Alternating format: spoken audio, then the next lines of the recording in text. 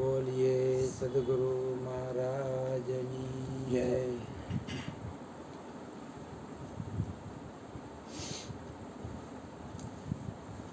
અત્યારના સમયમાં થોડુંક જીવન આપણું ડામાડોળ રહીએ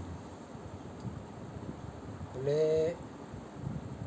ફરિયાદોનું પ્રમાણ વધી ગયું. કાંઈ પણ પ્રસંગ આપણને અનુકૂળ ન આવે એટલે ફરિયાદ થાય.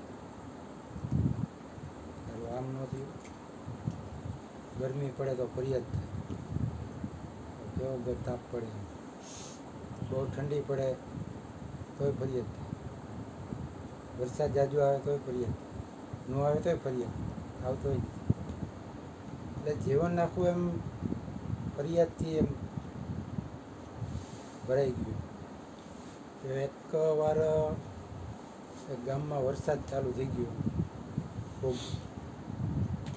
એક વૃદ્ધ બાપા હતા, એને થયું કે વરસાદ રહે નહીં, મારા કે કેવી એમ કે ચિંતાઓ કરતા હોય છે કે મારા હારા એક જમાઈને કે આ માટલાનો ધંધો છે કુંભાર,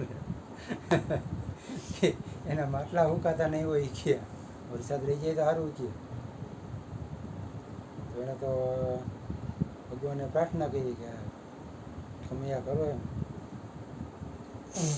તે ભગવાનનો કરવું, ભાઈની દાદાની પ્રાર્થના સંભળાઈ ગઈ. બીજા દિવસે વરસાદ બંધ.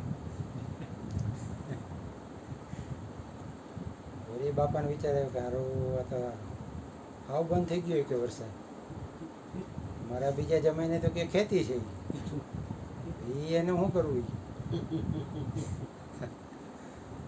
એટલે આખું જીવન આમ ફરિયાદથી ભરાઈ ગયું.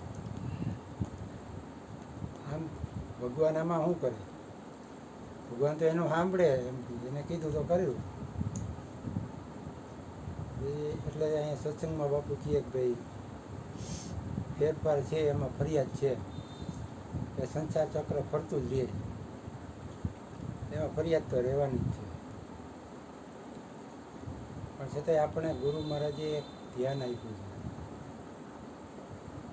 તો ખરેખર તો ફરીને એને યાદ કરવાની જરૂર, તો ફરિયાદનું પ્રમાણ ઘટી જાય. નકર તો એ ફરિયાદો ચાલુ જ રહેવાની. બોલીએ સદગુરુ મહારાજની જય.